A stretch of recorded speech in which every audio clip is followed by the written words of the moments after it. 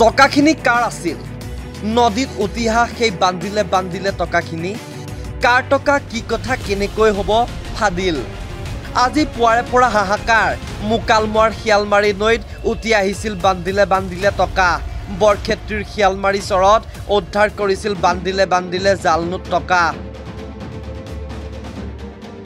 মুকালমুৱা শিয়ালমাৰী চৰৰ নৈত উটি আহিছে বান্ধিলে টকা নৈত টকাৰ উজান উঠাক লৈ এতিয়া হাহাকাৰ মুকালমুৱাৰ চৰা অঞ্চলত উদ্ধাৰ হোৱা টকা গণনা কৰি ভাগৰি গৈছিল আৰক্ষী জানিব পৰা মতে শিয়ালমাৰী চৰৰ নৈত টকাৰ বান্দিল পলিথিনত ভাহি আহি থকা অৱস্থাত প্ৰত্যক্ষ কৰে স্থানীয় এজন যুৱকে পলিথিনৰ ভিতৰত টকাৰ বান্দিল দেখি স্থানীয় লোকে শিয়ালমাৰী চৰৰ আৰক্ষী খবৰ দিয়ে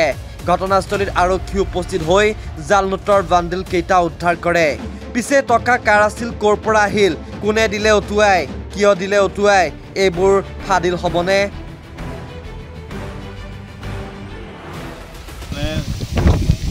ল'ৰাবিলাকে সৰু ল'ৰাবিলাক দুটা ল'ৰা এটা ছোৱালী এটা মাছ মৰাৰ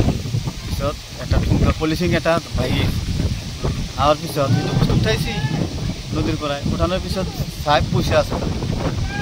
পইচাটো অৰিজিনেল না ডুপ্লিকেট সেইটোতো গম নাপা সৰু ল'ৰা বাচ্চা সেইটো উঠাই লৈ আহিছি এনেকৈ মাক কৈছে যে পইচা পাইছোঁ পইচা পোৱাৰ পিছত সেইটো বস্তুখিনি চাই পেলাই দেহে পইচাবোৰ ডুপ্লিকেট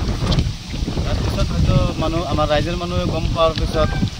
থানাত ফোন কৰাৰ পিছত থানাত পুলিচ মানুহ আহি পেলাই এতিয়া পইচাখিনি সিহঁতক থানাত পচাই দিয়া হৈছে